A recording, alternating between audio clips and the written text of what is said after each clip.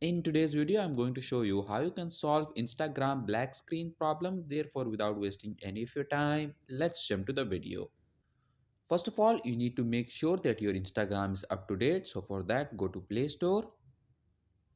If you see an update option here, that means that you need to update your Instagram.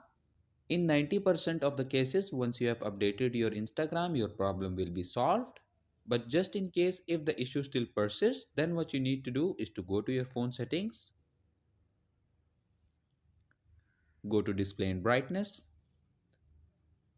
click on this dark theme option and make sure that the dark theme is disabled. Once you have done that, go back, go to app management, click on app list.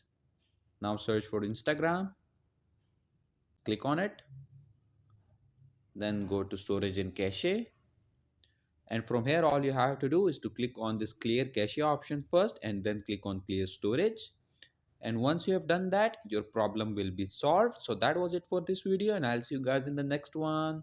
Peace out.